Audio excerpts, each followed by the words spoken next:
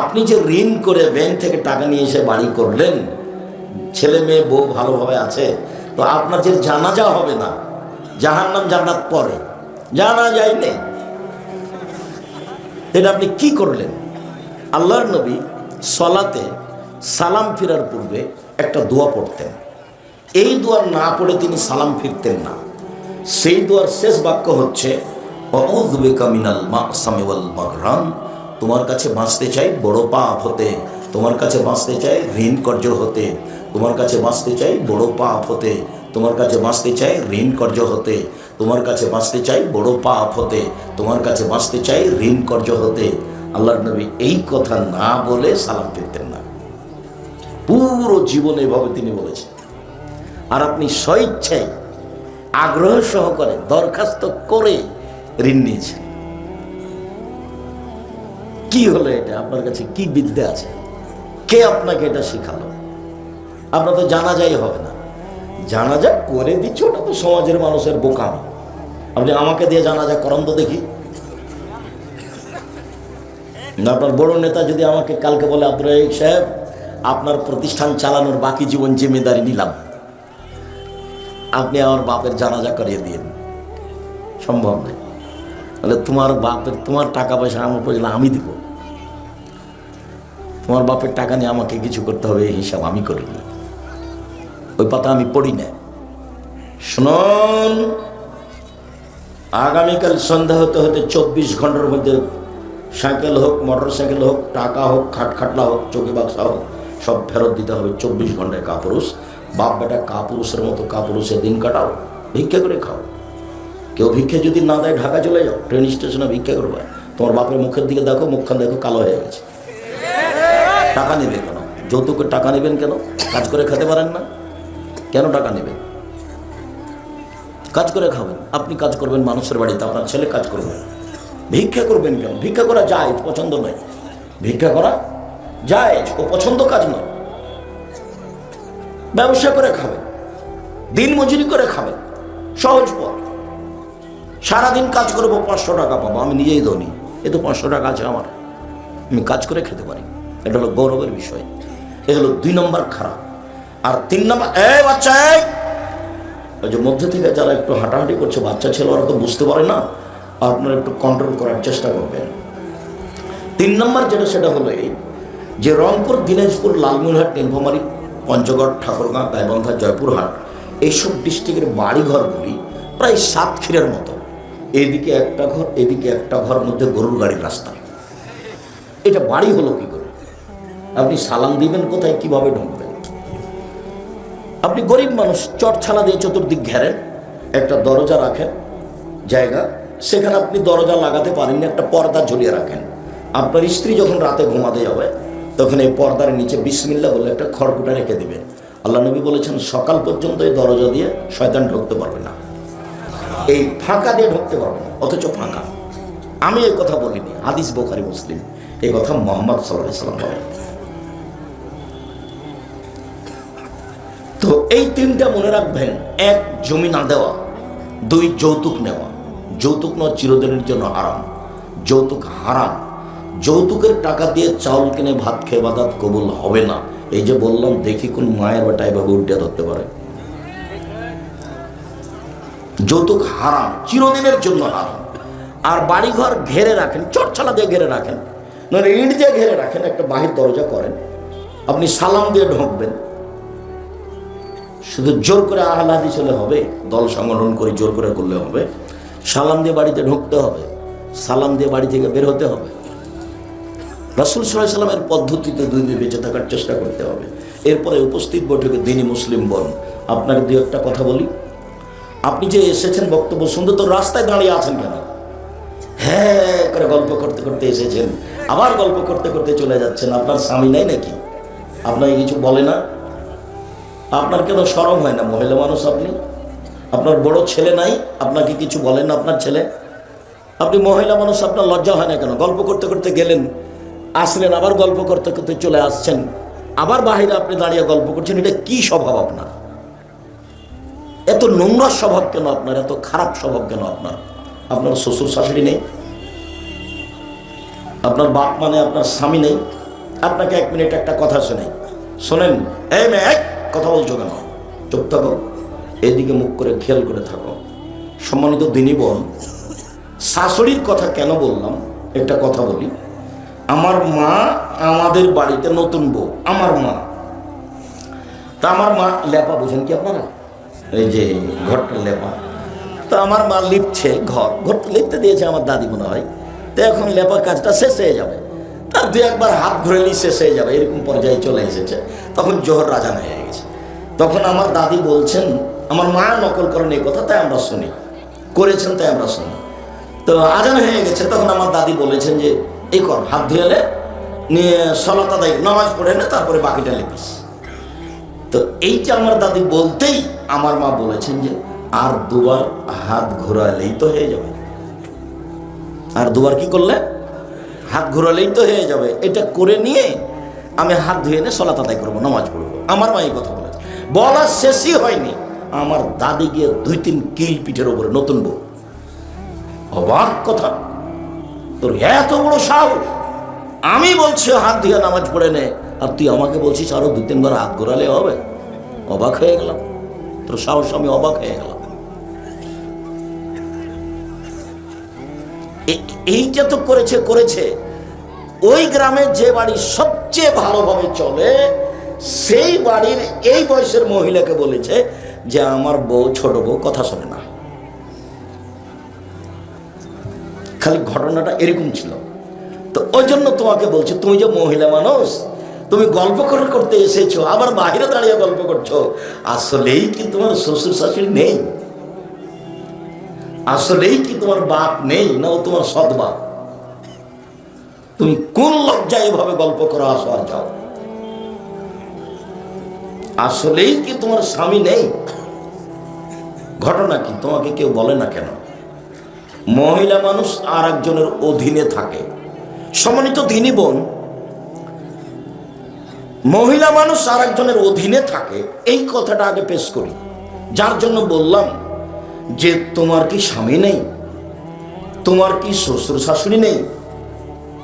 তোমার কি বাপ নেই? এই জন্য বললাম যে মহিলা মানুষ আর একজনের অধীনে থাকে।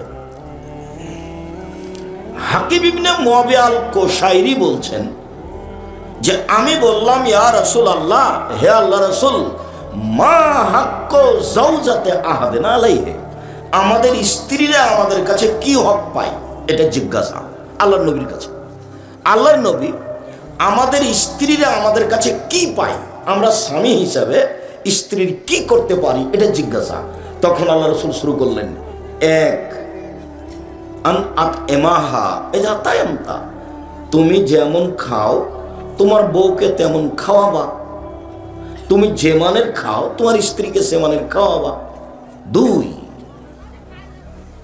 অতাকসোয়াহা ইযা তাসাইতা, যখন তুমি কাপড় পরবা তোমার স্ত্রীকে পরাবা, যে মানের তুমি কাপড় পরো তোমার স্ত্রীকে সে মানের পরাবা। 3 ওয়ালা তাজরিবিল ওজহা, কখনো ধমক দেওয়া লাগলে, মারা লাগলেও মুখের উপরে মারো না। 3 4 ওয়ালা তুকাব্বে, কটু কথা বলো না, কোনো সময় বউকে কটু কথা বলো না। বলো না তোমার ঠোঁটটা কালো, বলো না তোমার ঠোঁটটা মোটা, বলো না তোমার রংটা কালো, এরকম কটু কথা বলো না। বলো না তোমার মা আমাকে খারাপ, তোমার মা আমার সাথে খারাপ আচরণ করেছে, তোমার বাপ আমার সাথে খারাপ আচরণ করেছে, তোমার স্ত্রী কষ্ট পাবে, এরকম কটু কথা বলো না। 4 5 আল্লাহ তাহজুরহা ইল্লা ফিল বাইতে, তুমি তাকে তোমার বাড়ি ছাড়া কোথাও যেতে দিও না। থাক, কোথাও খালার বাড়ি, ফুপুর বাড়ি, নানির বাড়ি, দাদির বাড়ি, মায়ের বাড়ি যেতে দিও না। জরুরি প্রয়োজন ছাড়া তোমার স্ত্রী তোমার বাড়ি থেকে যাবে না। এই যে স্বামীর অধীনে থাকবে, স্বামী যখন যেতে বলবে প্রয়োজন হলে যাবে, তাছাড়া যাবে না। এই ছেলে, ওই যে লোকগুলো কথা বলছে, তোমরা কন্ট্রোল করো, চেষ্টা করো। এখানে দাঁড়াও একজন, ওখানে দাঁড়াও একজন, পুরোটা কন্ট্রোল করার চেষ্টা করো। যে কথা বলছে, গল্প করছে, তার তো এগুলো প্রয়োজন নেই, সে তো এখন ব্যস্ত, হয়তো কোনো জিনিস কিনবে বা কারোর সাথে গল্প করছে, সেই জন্য ব্যস্ত। তোমরা একবারে মুখ বন্ধ করে পুরো পরিবেশটা এমনভাবে রাখবে, পাখি যেন মনে করে তুমি পাথর।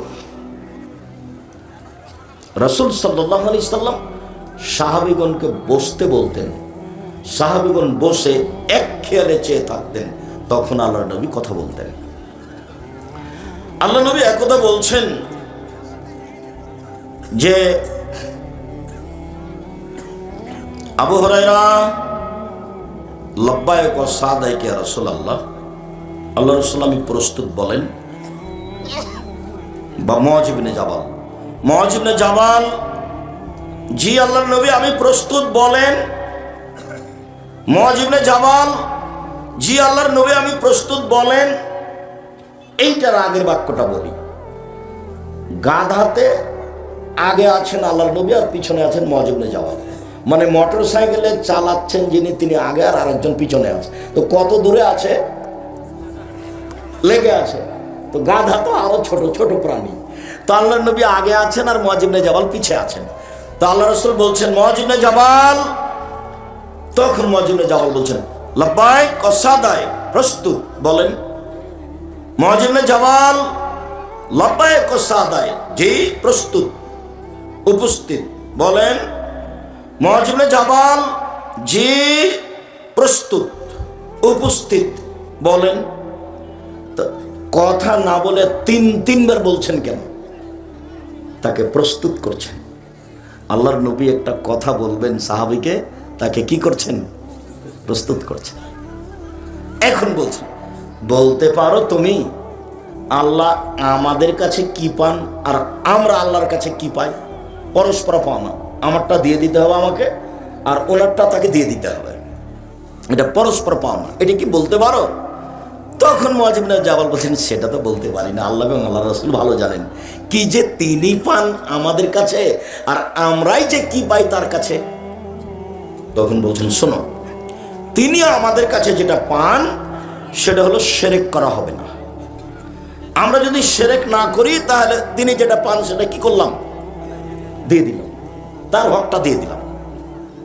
জীবনে এ কথা বলা যাবে না যে গরুকে লাথি মারা যাবে না, এটা বললেই ওটা কেটে গেছে, লা ইলাহা ইল্লাল্লাহ কেটে গেছে। লাথি মারলে বেশি ভালো হবে লাঠি দিয়ে মারার চেয়ে। লাঠি দিয়ে মারলে কম লাগবে আর পায়ে মারলে বেশি লাগবে। তো পায়ে মারতে খারাপ লাগে কেন? গরু হচ্ছে হিন্দুদের দেবদেবতা, একটা আল্লাহ, একটা মা। ওই ভালোবাসা আমাদের মাথার উপরে চড়ে আছে, যার কারণে আমাদের কেমন কেমন লাগে। রাজশাহী চাঁপাইনবাবগঞ্জে কুলাতে, কুলা বুঝেন আপনারা? তো আপনার মা কুলাতে চাউল ঝাড়ছে, তখন আপনার ছেলেটা লাফ দিয়ে এসে কুলার উপরে চড়ে নিয়েছে। তো আপনার মা বলবেন এই কথা, সরো ভাই একটু কাজ করতে দাও, সরো ভাই। এইটা না বলে চাঁপাইনবাবগঞ্জের ভাষাতে বা আপনার লীলফাওয়ারের ভাষা যে কি হট ঘিনঘিনা কোন জায়গায় কুলাতে পা দিতে হয়, সর এখান থেকে সর, কুলাতে পা দিতে হয়। তো কুলাতে পা দিতে হয় এই কথা বলছে কেন? তার মানে এটা শিরক। কুলাতে পা দিতে হয় না, এই কথাটাই কি? এই কথাটাই শিরক। তো ওর পাওনা হলো আমার কাছে কি বলেন তো? শিরক না করা। আমার পাওনাটা কি? তার কাছে শাস্তি না দেওয়া। উনি আমাকে শাস্তি দিতে পাবেন না, তবে পদ্ধতি হলো তারটা আগে দিতে হবে। বুঝাতে পারিনি? পদ্ধতি হলো যে তার পাওনাটা আগে তাকে দিতে হবে, তখন তিনি আমারটা দিবেন। তারটাকে যদি আমি পূর্ণ না দিই তখন বলবেন, না তুমি আমার সাথে নিমখারামি করেছ, তুমি আমারটা দেওনি, তোমার সাথে আর হলো না আমার। তার নাম হলো শিরক। এদেশের মাটিতে বিশেষ করে রংপুর নীলফামারীতে বেশি শিরক, কথায় কথায় শিরক, কাজে কাজে শিরক। এটা প্রায় চট্টগ্রামের মতো। বিভিন্ন সময়ে যেটা আমি আজ করেছি তাতে প্রায় চট্টগ্রামের মতো।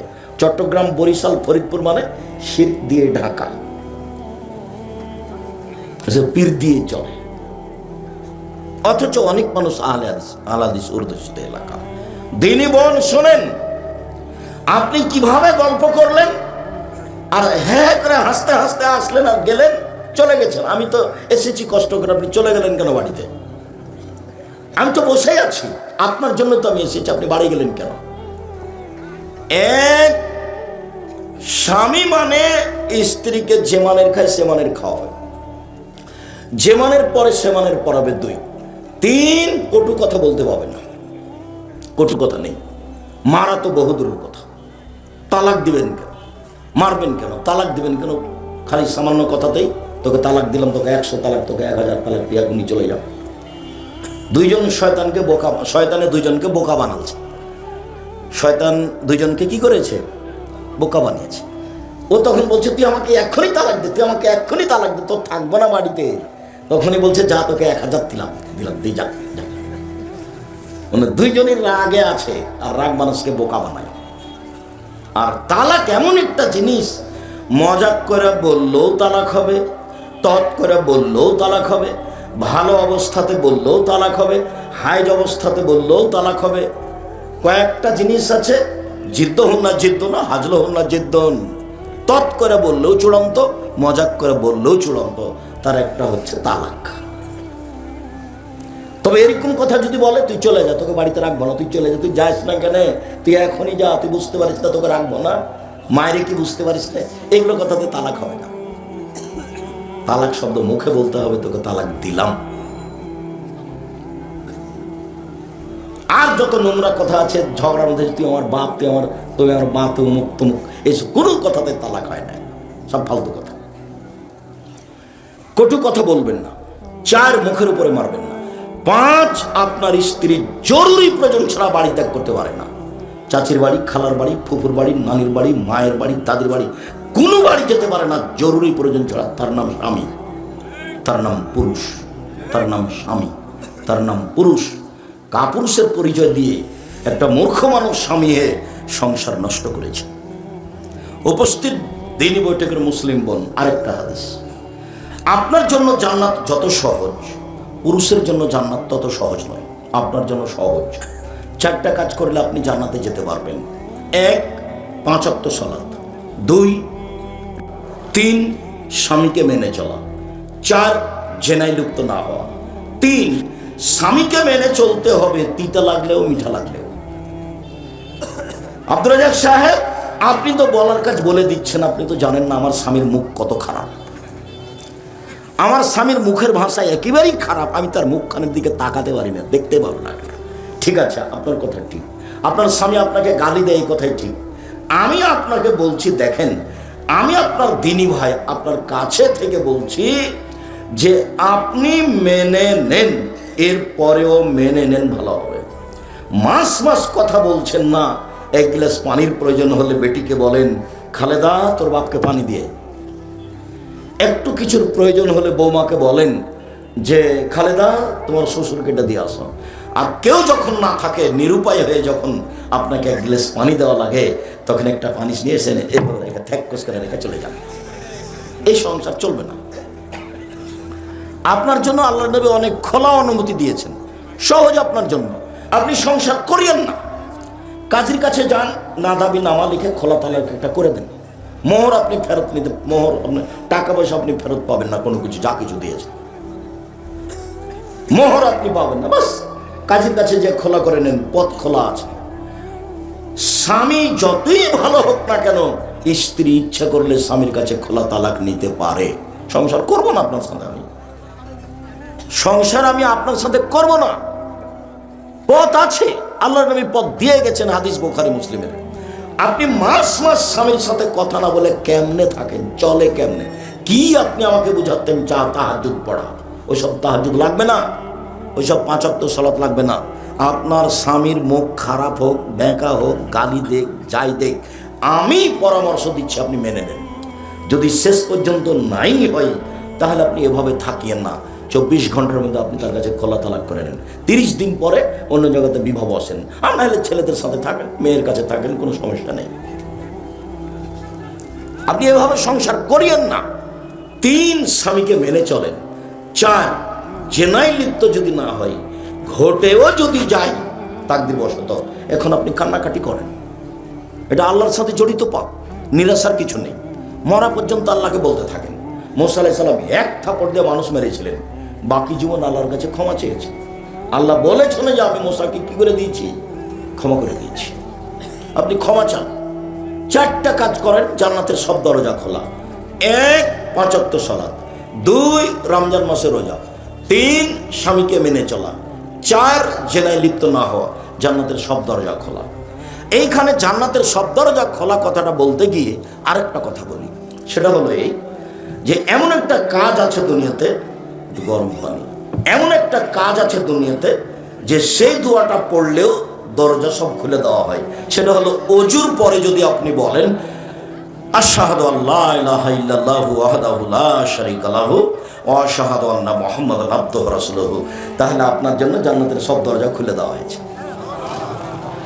আল্লাহুম্মা জাল্লি মিনাত তাওয়াবিন ওয়া জাল্লি মিনাল মুতাতাহিরিন, এই দোয়া পড়লে নেকি হবে, কিন্তু জান্নাতের দরজা খোলা হবে না। কোন দোয়া পড়লে খুলে দেওয়া হবে? আশহাদু আল্লা ইলাহা ইল্লাল্লাহু ওয়াহদাহু লা শারীকা লাহু ওয়া আশহাদু আন্না মুহাম্মাদান আবদুহু ওয়া রাসূলুহু। সম্মানিত দ্বীনি বোন, আপনি মনে করছেন যে আব্দুর রাজ্জাক সাহেব আমাদেরকে খুব কষ্ট দিলেন। না, কষ্ট দিনি আপনাকে। আপনার জন্য আমার আরো দুটি কথা। সংসারটা আপনার উপরে নির্ভর করে। মা হলে 4টা জিনিস লাগে, যেটা আমি 30 বছর থেকে বলছি। মা হলে 4টা জিনিস লাগে, যেটা জরুরি। মা মানে এই 4টা লাগবেই। জাবের রাদিয়াল্লাহু তাআলা আনহু, আল্লাহর নবী সবাই মিলে যুদ্ধ করে আসছেন, এখন মদিনায় ঢুকবেন। তাহলে রাসূল বলছেন এই সবাই এখানে থাকো, আমরা সকালে ঢুকবো। তো জাবের বলছেন আল্লাহর নবী, আমি নতুন বিবাহ করেছি, আমাকে বাড়ি যেতে দেন। তখন আল্লাহ রাসূল বললেন যে তুমি কুমারী মেয়ে বিবাহ করেছ না তালাক প্রাপ্তা মেয়ে বিবাহ করেছ? তো জাবের বললেন যে আমি তালাক প্রাপ্তা মেয়ে বিবাহ করেছি। তো আল্লাহ রাসূল বললেন তুমি এটা কেন করলে, কুমারী মেয়ে বিবাহ করলে না? তখন জাবের রাদিয়াল্লাহু তাআলা বলছেন আল্লাহর নবী, আমার আব্বা উহুদের যুদ্ধে শহীদ হয়েছেন, আমার 9 জন মেয়ে রেখে আমার 9 জন বোন আছে। আল্লাহ নবী শোনেন, আমার আব্বা উহুদের যুদ্ধে শহীদ হয়েছেন, 9 জন মেয়ে রেখে আমার 9 জন বোন আছে। আক্রাহু আন আতাযাওয়াজা মিসলাহুন্না, আমার বোনদের সমবয়সের মেয়েকে আমি বিবাহ করা পছন্দ করিনি 4টা কারণে। আমার বোনদের মতো কম বয়সের কম বুদ্ধির মেয়েকে বিবাহ করা পছন্দ করিনি 4টা কারণে। আল্লাহর নবী এক লিতুয়াল্লিমাহুন্না, আমি বেশি বয়সের বুদ্ধিমতী মেয়েকে সংসার সম্পর্কে বুঝে এরকম মেয়েকে বিবাহ করেছি 4টা কারণে। এক, আমার বোনদেরকে বিদ্যা শিখিয়ে দিবে। 2, বলে তুয়াদ্দেবাহুন্না, আমার বোনদেরকে শিষ্টাচার শিখিয়ে দিবে। 3, বলে তুরাজ্জালাহুন্না, আমার বোনদের মাথার চুল চিরুনি করে সাজগোজ করে রাখবে। 4, বলে তাকুম আলাইহিন্না, আমার বোনদের উপরে পাহারা দিবে। উপস্থিত বৈঠকের মুসলিম বোন মুখস্থ থাকবে। এই ছেলে তুমি মুখস্থ করো, তোমার মাকে বলে দিও। 1, বিদ্যে। 2, শিষ্টাচার। 3, যত্ন করে রাখতে হবে ছেলে মেয়েকে। যত্ন করে রাখতে হবে ছেলে মেয়েকে। কে রাখবে? মা। 4, ছেলে মেয়েকে পাহারা দিবে। এবার বলি তোমাকে 2টা কথা। তোমার মাকে বলি, তোমার মা যদি এখানে থেকে থাকে, তোমার মা কি বলতে পারে শিষ্টাচার কি জিনিস? তুমি কি বলতে পারো শিষ্টাচার কি জিনিস? তোমার বাপ যদি এখানে থাকে, তোমার বাপ বলতে পারে শিষ্টাচার কি জিনিস? তোমরা কি মনে করো মানুষে বলে ঘোড়ার ডিম, তো শিষ্টাচার ঘোড়ার ডিম, এটা কি মনে করো? চলো 2-1টা বলি তোমাকে। তোমার আব্বা যদি থাকে, তাহলে আপনাকে আমি অনুরোধ করছি আপনি শোনেন। তোমার মাকেও বলছি, তোমার মা যেন একটু ভালো করে শোনে শিষ্টাচার কি জিনিস। শিষ্টাচার, আল্লাহর নবী বলছেন সব নবীর একটা বৈশিষ্ট্য ছিল, 10টা বৈশিষ্ট্য ছিল সব নবীর। ওটা ছিল খাসলাত, ওটা ছিল অভ্যাস, ওটা ছিল শিষ্টাচার। তার একটা শিষ্টাচার হলো কাসলাত পরে নখ কেটে ফেলা। নখ কেটে ফেলতে হবে, এটা হলো একটা শিষ্টাচার। ছেলে মেয়ে সবার, আপনার স্ত্রী, তো আপনার মেয়ের, তোমার বোনের এখন নখটা বড় আছে, নখে নেইল পালিশ আছে। ইহুদি খ্রিস্টানদের পতিতালয়ের মেয়েদের বৈশিষ্ট্য হচ্ছে নখে নেইল পালিশ দেওয়া। ইহুদি খ্রিস্টানদের পতিতালয়ের মেয়েদের বৈশিষ্ট্য হচ্ছে নখে নেইল পালিশ দেওয়া, নখ বড় রাখা। ইহুদি খ্রিস্টানদের পতিতালয়ের মেয়েদের বৈশিষ্ট্য হচ্ছে নখ বড় রাখা, নখে নেইল পালিশ দেওয়া। বলো তো শিষ্টাচার কাকে বলে? তোমার মা কি শিষ্টাচার জানে? তোমার বাপ কি শিষ্টাচার জানে? তোমার মা তো একটু কাজে 19-20 হলে রাগ করে, এই তোকে যে বললাম এটা করতে, করলি না কেন? তো তোমার মা কি একবার বলে দাঁত ভেঙে দেবো একবারে, নখ কাট, আগে নখ কাট, নেইল পালিশ দিয়েছিস কেন, মেহেদি দিবি? আল্লাহ নবী বলেছেন মহিলারা হাতে তো মেহেদি দিবে, দিবে পায়েও দিবে, দিতেই হবে। মহিলারা মেহেদি লাগাতে বাধ্য, বাধ্য, দিতেই হবে। আর পুরুষের দেওয়া অপরাধ।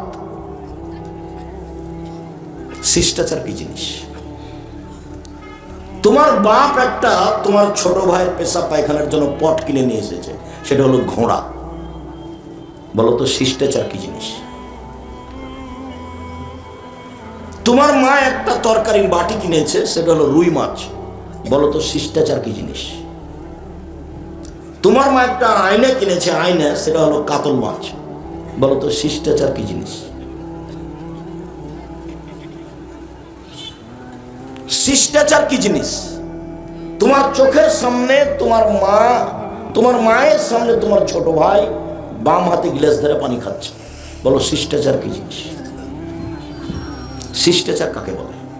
ডান পায়ের জুতা আগে পরতে হবে, তার নাম শিষ্টাচার। বাম পায়ের জুতা খোলার সময় আগে খুলতে হবে, তার নাম শিষ্টাচার।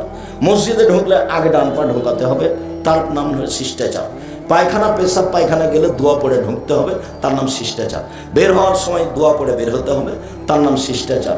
ডান কাতে শুতে হবে দোয়া পড়ে, তার নাম শিষ্টাচার। উঠার সময় এই দোয়া পড়তে হবে, তার নাম শিষ্টাচার। সন্ধ্যার সময় বাচ্চাকে ছাদের উপরে নিয়ে যাওয়া হবে না, তার নাম শিষ্টাচার। উঠানে আগিনাকে দুধের বাচ্চাকে নিয়ে যাওয়া হবে না, নইলে শয়তান ধরবে। রাতে বাচ্চা কান্নাকাটি করবে, চিল্লাচিল্লি করবে, তার নাম শিষ্টাচার। দরজা বন্ধ করার সময় তো তোমার মা বিসমিল্লাহ বলবে, তার নাম শিষ্টাচার। লাইটটা যখন অফ করবে তখন তোমার মা বিসমিল্লাহ বলবে, তার নাম শিষ্টাচার। খাদ্যের পাতিল, তরকার পাতিল, সব পাতিল যখন ঢাকবে তখন তোমার মা বিসমিল্লাহ বলবে, তার নাম শিষ্টাচার। শিষ্টাচার কি জিনিস? শিষ্টাচার কাকে বলে? তোমার বাপ মা কি শিষ্টাচার বুঝে? 14 বার মাস্টার ডিগ্রি পাস করলেও শিষ্টাচার ভিন্ন জিনিস। যে ধর্মে এক গিলাস পানি পান করলে 5টা শিষ্টাচার লাগে, সেই ধর্ম পীর দিয়ে চলে? তোমার বাপকে জিজ্ঞাসা করো, আব্বা আপনি যে হেডমাস্টার, আপনি যে আপনার অধীনে যে এই যে স্কুলে আপনার শহীদ মিনার তৈরি করেছেন, আব্বা এটা দিয়ে যারা মারা গেছে ওদের কি হতে পারে? দেখি তোমার আব্বা কি বলে, বলেন তো আব্বা এটা দিয়ে কি হতে পারে? বলছে যে কবরে ফুল চাপিয়ে কবরকে সিক্ত করলো, আর চাপায় না মজার ভাষাতে কবর ওকে ময়ের লেথড়ি একাকার করে দিল, সেটার কি বুঝে? বলছে উপর থেকে করলো, সিক্ত করলো। মানে 14 গোষ্ঠী সব মূর্খ, আন্ধা পড়াতায়। 71 সাল থেকে নিয়ে এখন পর্যন্ত এসে কোনো শিক্ষিত মানুষ শিক্ষামন্ত্রী হয়েছে আমার জানা নাই। আমি ঠাকুরের কি নিন্দা করলাম যে সিলেটে যে 5000 কোটি টাকার মামলা হলো, আমি ঠাকুরের মান সম্মানের হানি করেছি। অবাক কথা, ঠাকুর বলছে ও কালিমা তোমার আকাশ, ও কালিমা তোমার বাতাস। তখন আমি বলেছি তোর বাপের আকাশ। আমি তো আর কালিমার আকাশ এটা মেনে নিতে পারি না। সবাই দেশবাসী মেনে নিতে পারে? সারা পুরো বাংলাদেশে একজন মহিলা পুরুষ যদি কেউ না থাকে, আমি আব্দুর রাজ্জাক বিন ইউসুফ আছি। এই স্লোগান ঠাকুরের আমি মানি না।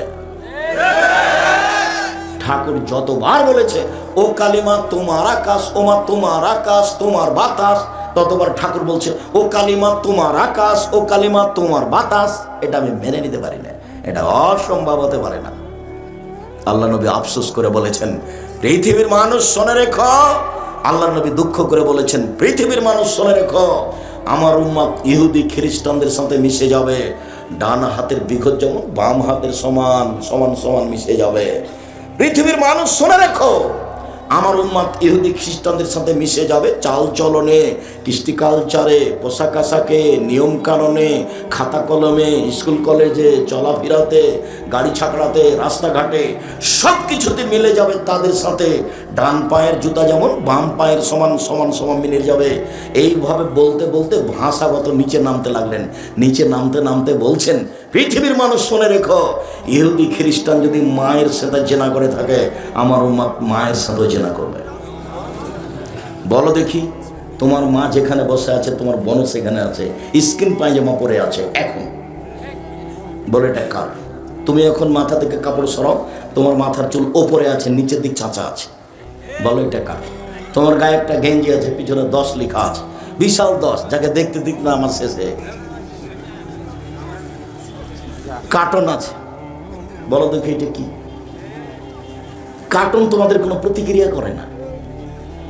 তোমার বাপ তোমার ছোট বোনের জন্য পুতুল কিনে নিয়ে এসে ঘর ভর্তি করে রেখেছে। তোমার বাপকে আর তোমার মাকে আমি আব্দুর রাজ্জাক বিন ইউসুফ যদি মূর্খ প্রমাণ করতে না পারি, জাতির সামনে বক্তব্য দেব না। তোমার বাপকে আজকেই সিদ্ধান্ত পরিবর্তন করতে হবে। বুকে হাত বেঁধে আহলে হাদিস হওয়া যায় না। 24 ঘন্টার মধ্যে যৌতুক ফেরত দিতে হবে, তার নাম আহলে হাদিস। সন্ধ্যা হতে হতে বোন কেটে জমি ভাগ করে দিতে হবে, তার নাম আহলে হাদিস। বাড়িতে যত ছবি মূর্তি আছে, সেটা আয়না হোক, সেটা পুতুল হোক, সেটা স্বর্ণের হোক, যদি যত বেশি দামি হবে তত একবার মনটা মেজাজটা খারাপ করে ভাঙতে হবে, তার নাম আহলে হাদিস। অ্যালবামের ছত্তি মূর্তি তোমার দাদির আছে, তোমার বাপ অশিক্ষিত মানুষ, তোমার দাদির ছবি সুন্দর করে সাজিয়েছে, তোমার বাপ কুশিক্ষিত মানুষ। তোমার বাপের উচিত ছিল দাদিকে কবর দিয়ে এসে পাসপোর্ট সাইজের তোমার দাদির যে ছবিটা ছিল ওটাকে ছিঁড়ে ফেলে দিয়ে, সবাই যখন চলে গেছে তখন কবরের পাশে গিয়ে হাত তুলে বলতো, তোমার আব্বা, আব্বা আল্লাহ আমার মাকে ক্ষমা করে দাও। আমার মা মানুষ, কোনো দোষ ত্রুটি থাকতেই পারে, ভুল ত্রুটি থাকতেই পারে, আমি তার ছেলে হিসাবে বলছি, আল্লাহ তুমি আমার মাকে ক্ষমা করো। কিছুই যদি তোমার বাপ না জানে, এই কথাটাই যদি অন্তর থেকে মন খুলে কাঁদতে কাঁদতে বলে, আল্লাহ মাফ করবেন ইনশাআল্লাহ।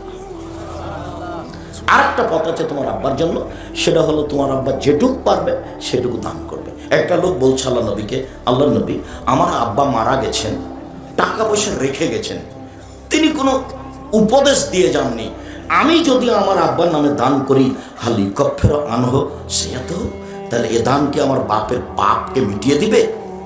আর না, হ্যাঁ, হাদিস তো বুখারী মুসলিম।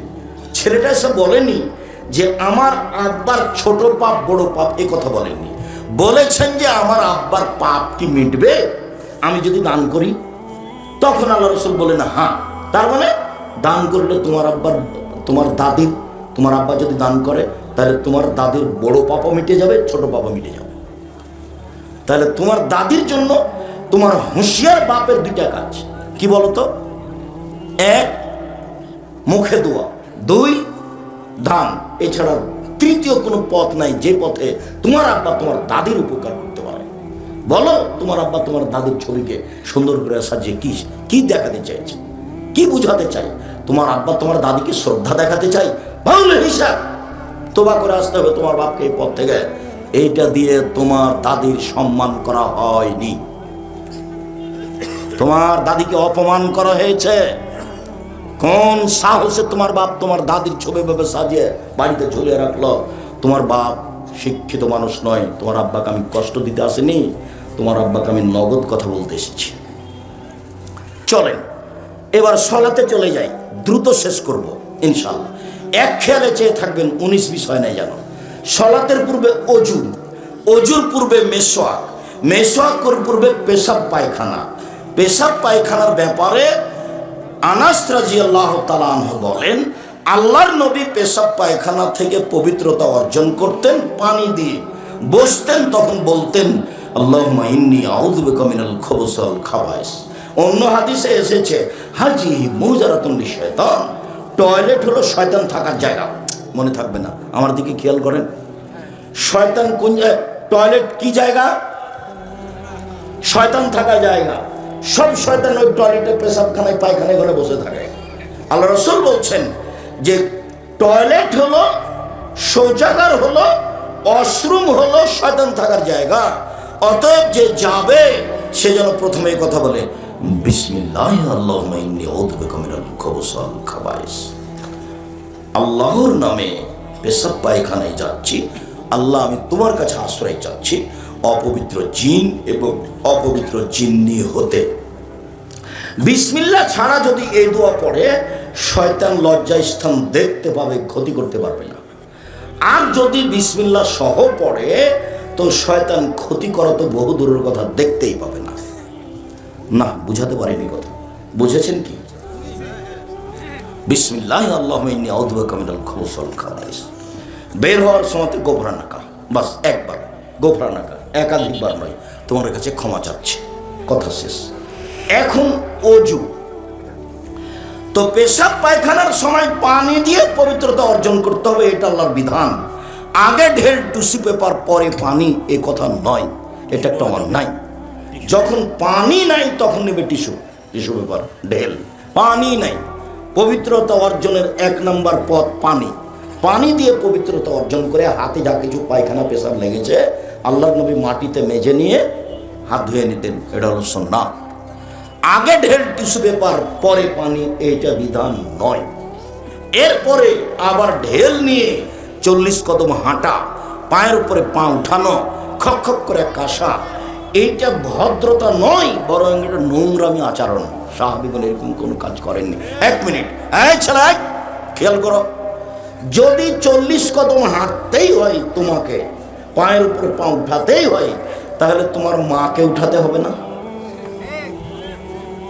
তোমার বাপ একাই পবিত্রতা অর্জন করে জান্নাতে যেতে চায়, তোমার মাও এরকম 40 কদম হাঁটবে, পায়ের উপরে পা উঠাবে?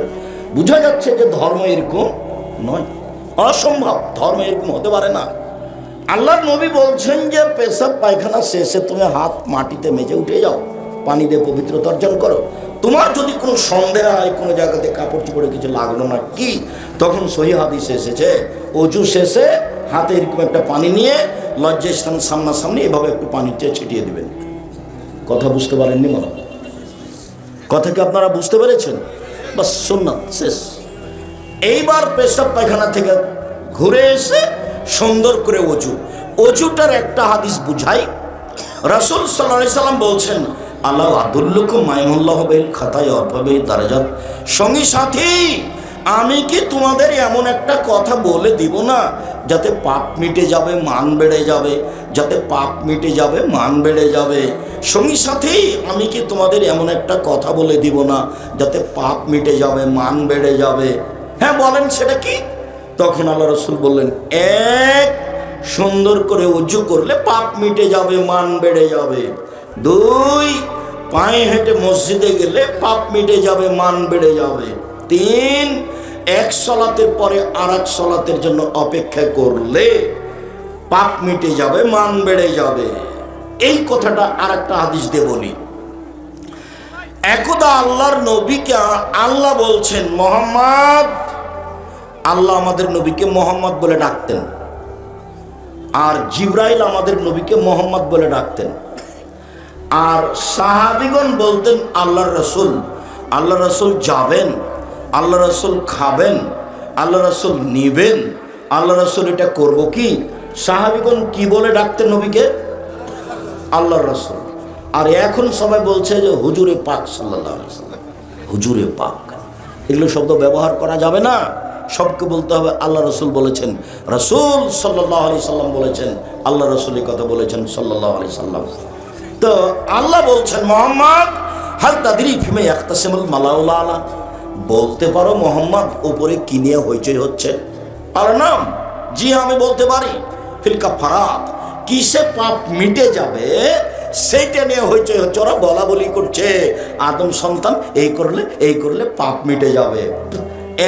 1 ইসবাগুল ওযু, ওরা বলা বলি করছে আদমের ছেলে মেয়ে যদি সুন্দর করে ওযু করে পাপ মিটে যাবে, মান বেড়ে যাবে। 2 পায়ে হেঁটে যদি মসজিদে যায়, মাসআলাল আকদাম, পায়ে হেঁটে মসজিদে গেলে পাপ মিটে যাবে, মান বেড়ে যাবে। 3 ইন্তেজারুস সালাত বাদাস সালাওয়াত ফিল মাসাজিদ, সালাতের পরে মসজিদে বসে বসে তাসবিহ তাহলিল জিকির আজকার করলে পাপ মিটে যাবে, মান বেড়ে যাবে। এই কথা বলার পরে আল্লাহ রাসূল বলছেন মান ফালা হাদা আশাবে খাইরিন মাতাবে খাইরিন, যে এমনটা করলো, সুন্দর করে ওযু করলো, পায়ে হেঁটে মসজিদে গেল, সালাতের পরে বসে বসে তাসবিহ তাহলিল পড়লো, আয়াতুল কুরসি পড়লো, ইখলাস ফালাক নাস পড়লো, তাহলে তার মরে যাওয়া ভালো, তার বেঁচে থাকা ভালো, তার মরে যাওয়া ভালো, তার বেঁচে থাকা ভালো, মরলেও ভালো, বাঁচলেও ভালো। এইটুকু বলার পরে আল্লাহ নবী আরো বলছেন, আল্লাহ তাআলা বললেন শোনো, ওয়াকানা মিন খাতিয়াতিহি কারাজুলিন ওয়ালাদাথু কারাজুল ইয়াউমিন ওয়ালাদাথু উম্মুহু, পাপ থেকে হয়ে গেল লোকটা সেই দিনের মতো যেদিন তার মা তাকে জন্ম দিয়েছে। পাপ থেকে হয়ে গেল লোকটা সেই দিনের মতো যেদিন তার মা তাকে জন্ম দিয়েছে। নিষ্পাপ হয়ে গেল। বেঁচে থাকা ভালো, মরে যাওয়া ভালো। নিষ্পাপ হয়েছে, বেঁচে থাকা ভালো, মরে যাওয়া ভালো। এক, সুন্দর করে ওযু, মানে একটা অঙ্গ 5-7 বার যদি পানি লাগে সম্পূর্ণ ধুইতে, একবার ধোয়ার পরে আবার পানি দিয়ে যখন ধুইবেন তখন হলো দ্বিতীয়বার ধোয়া। আবার পানি দিয়ে যখন ধুইবেন তখন হলো তৃতীয়বার ধোয়া। এর নাম ইসবাগুল ওযু, সুন্দর ওযু। সুন্দর করে ওযু করলো, পায়ে হেঁটে মসজিদে গেল, আর সলাতের পরে জিকির আজকার করলো, তাহলে তার সব পাপ মিটে গেল।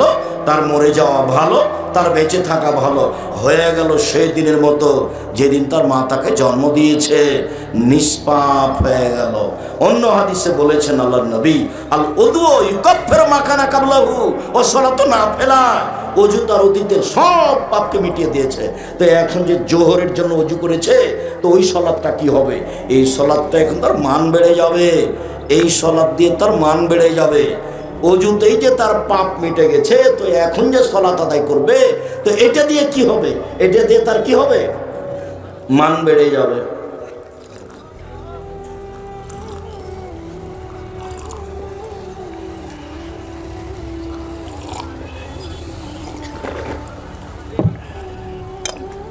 সম্মানিত দিনী ভাই বোন, এক খেয়ালে চেয়ে থাকবেন, একটু 19-20 হয় না যেন। ওযু শেষ হয়েছে, আল্লাহু আকবার, দুই পায়ের মাঝে ফাঁকা থাকবে, শরীরের ভারসাম্য বজায় রেখে যতটুকু লাগবে। যারা বলেছে যে বুবু দুই পায়ের গোড়ালি জমা করে রাখতে হবে বুবু, তারা মিথ্যা কথা বলেছে। দুই পায়ের মাঝে ফাঁকা থাকবে কতটুকু?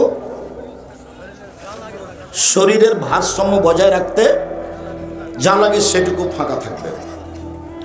আল্লাহু আকবার বলার পূর্বে কোনো কথা নেই। ওযুর পরে দোয়া পড়েছে, কথা শেষ। এখন আর নিয়তের নামে কোনো দোয়া পড়া যাবে না। নিয়ত হলো ওই যে ভাবছে যে ওযু করছে, যে সালাত আদায় করবে জোহরের, সেটার নাম নিয়ত। এখন নতুন কোনো শব্দ দিয়ে নিয়ত করা যাবে না।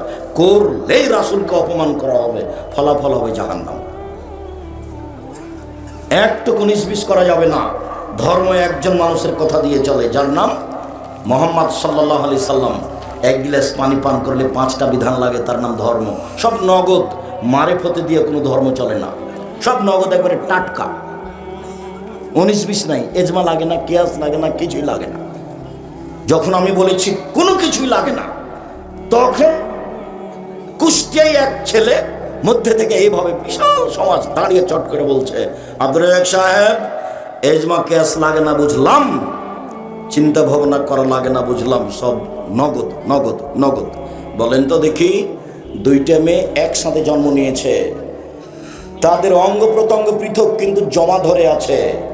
তারা এখন বয়সের হয়ে গেছে, বিবাহ দিতে হবে, বিবাহ দেন দেখি।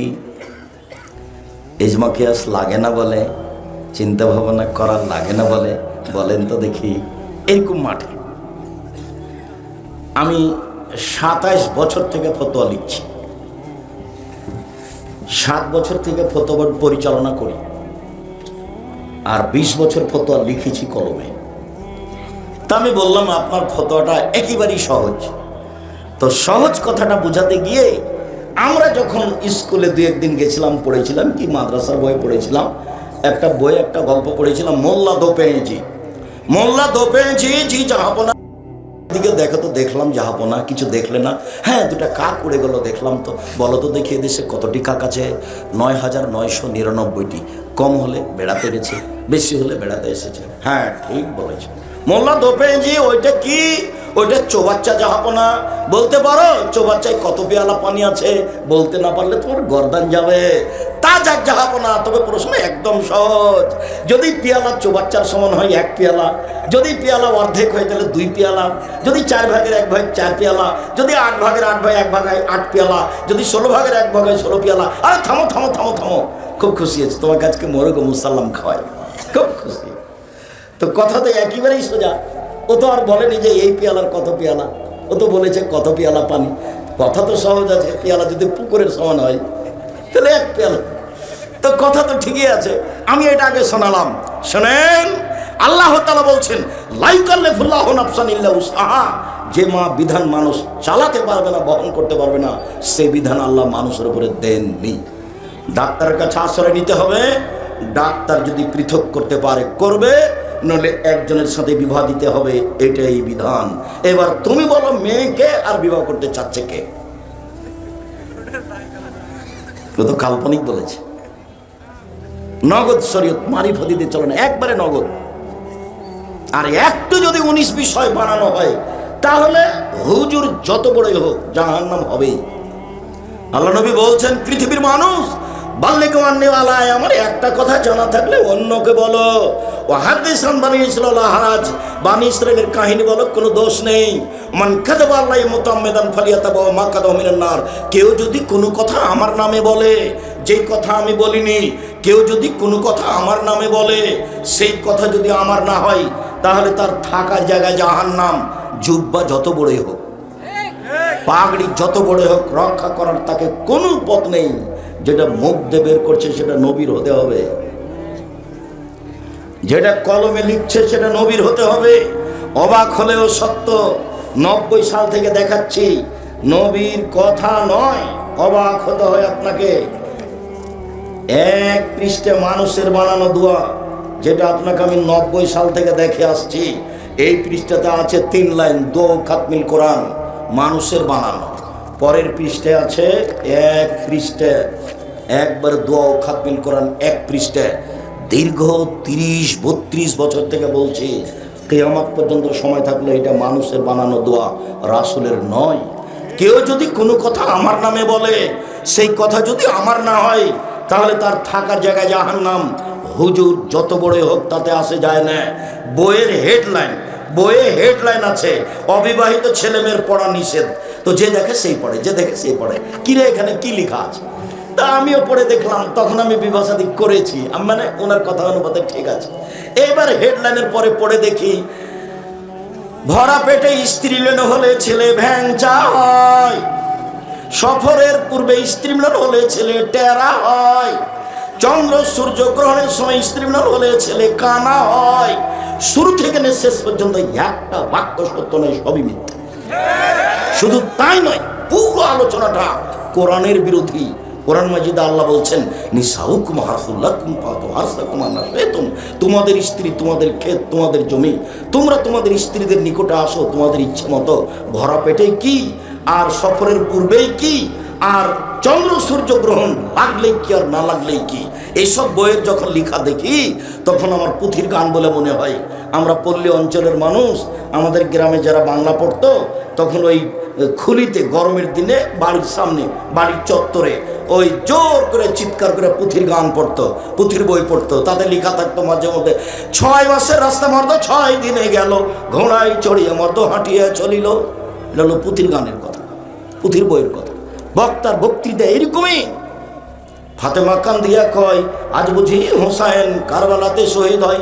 ফাতেমা কান্দিয়া কয় আজ বুঝি হুসাইন কারবালাতে শহীদ হয়। ফাতেমা কান্দিয়া কয় আজ বুঝি হুসাইন কারবালাতে শহীদ হয়।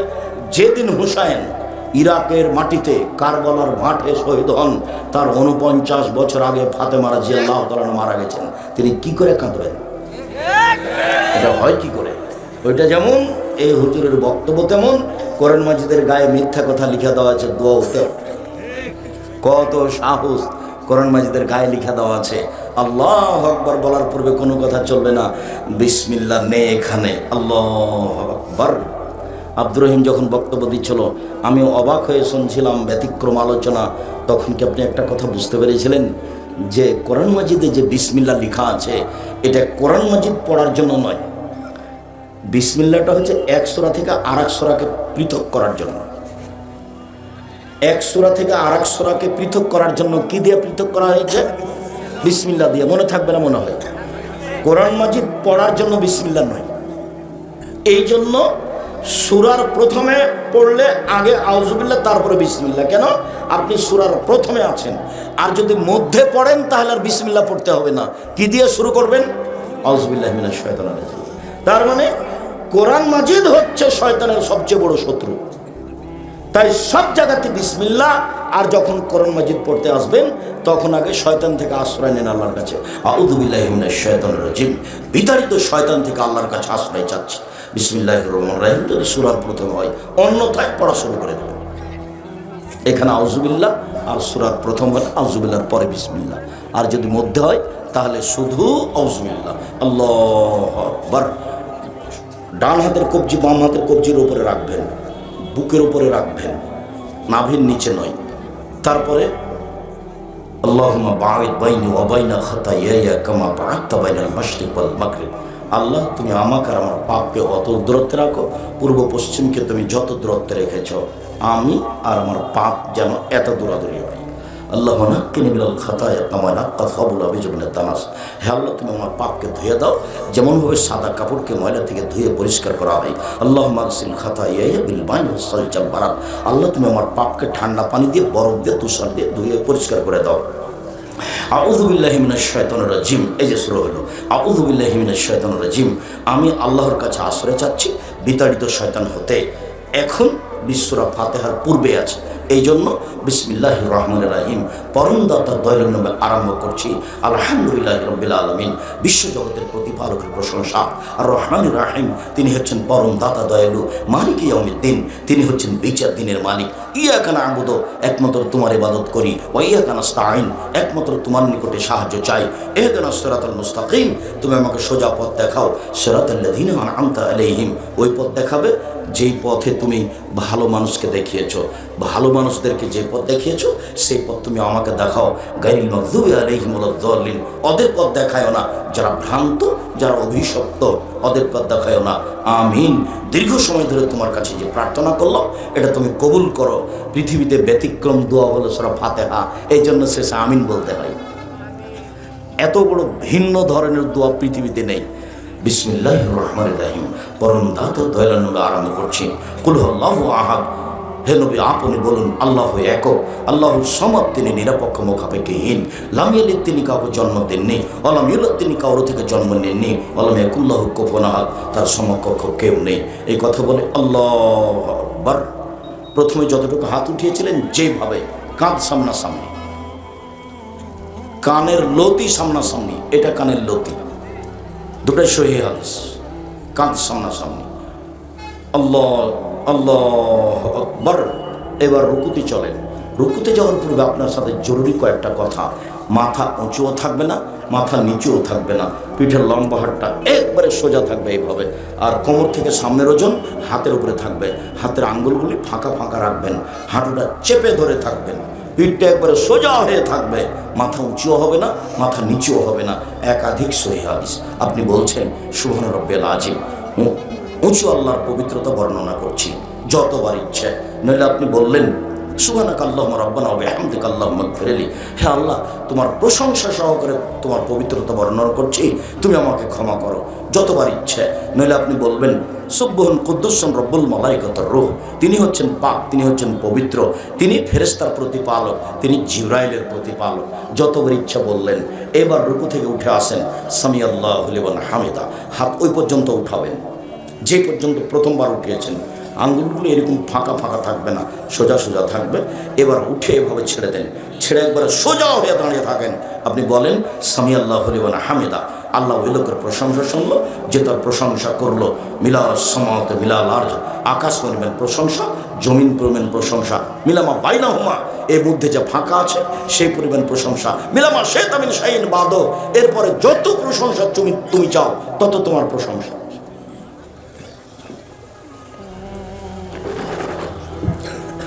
সম্মানিত দিনী ভাই বোন, এরপরে চলেন যাই সিজদায়। সিজদায় যাওয়ার পূর্বে আপনার সাথে কয়েকটি কথা। আল্লাহ রাসূল বলছেন উমিরতু নাসরুল্লাহ সাবাতে আযম, আমাকে 7 হাড়ের উপরে সিজদা করতে বলা হয়েছে। নাক কপাল এক, কোনটা আগে যাবে কোনটা পরে যাবে এ বিবেচনা নেই, বাস দুটাই মাটিতে লেগে থাকবে। 1 2 হাত, এ হলো 3, 2 হাঁটু, এ হলো 5, 2 পায়ের বৃদ্ধাঙ্গুল, এ হলো 7, আর 2 পা তখন এইভাবে জমা থাকবে। যারা বলেছে সলাতের সময় বৃদ্ধাঙ্গুল নড়ানো যাবে না, অন্যায় করেছে। এইভাবে 2 পা মিলে থাকবে, আপনি সিজদা থাকবেন। এই সময় হাত উঠে আপনি শরীর চুলকাতে পাবেন না, পা উঠে আপনি পা চুলকাতে পাবেন না। এই ছেলে, কয়েক মিনিট থামো, তুমি বিরক্ত হচ্ছ কেন? আমি তো শেষে চলে এসেছি, কয়েক মিনিট তুমি পরিবেশ নষ্ট করো না। এরপরে আপনি বললেন, এখানে আর একটা কথা, হাত জড়িয়ে নিতে আমাকে নিষেধ করা হয়েছে। কোনো সময়তেই পায়জামা যদি জড়াতে হয় কোমরে, নিচে নয়। হাত কোনো সময় জড়িয়ে রাখবেন না, খুলে দিবেন। আর মাথার চুল মহিলাদেরকে খুলে দিতে হবে, হয় বেনি গাঁথা থাকবে, না এমনি খুলে দেওয়া হবে, ওই ঝুঁটি বাঁধা থাকবে না, বেনি গাঁথা থাকতে পারে, বেনি গাঁথালে পিছন দিকে ছেড়ে দিতে হবে, বা এমনি চুল খোলা থাকবে। কেন? সব কিছু সিজদা করতে যায়, এই জন্য ওই খোপা বাঁধা থাকবে না, খোপা খুলে দিতে হবে। এই অবস্থায় সালাত আদায় করতে হবে। আপনি বলবেন সিজদায় এই দোয়া, তারপরে উঠে এসে বলবেন আল্লাহুম্মা গফিরলি ওয়ারহামনি ওয়াহদিনি ওয়াগফিরনি ওয়ারজুকনি, আল্লাহ আমাকে ক্ষমা করো, আমার প্রতি দয়া করো, আমাকে রুজি দাও। এই দোয়া পড়ে আবার আপনি যাবেন সিজদায়, আপনি বলবেন সুবহান রাব্বিল আলা, উচ্চ আল্লাহর পবিত্রতা বর্ণনা করছি। এ হলো এক রেকাত, যতবার ইচ্ছা ততবার বলবেন। আর এক রেকাত এইভাবে পড়ে এইবার আপনার আত্মাহিয়াতের বৈঠক যদি হয়, তাহলে বাম পায়ের পাতার উপরে বসবেন আর ডান পা খাড়া করে রাখবেন। যদি সালামের বৈঠক হয় তাহলে বাম পা ডান দিকে বের করে দিবেন। সালামের বৈঠক এক রাকাতেও হয়, তা হচ্ছে বিতর। সালামের বৈঠক 2 রাকাতেও হয়, তা হলো ফজরের সালাত। সালামের বৈঠক 3 রাকাতেও হয়, তা হলো মাগরিব। সালামের বৈঠক 4 রাকাতেও হয়, তা হলো জোহর, আসর, এশা।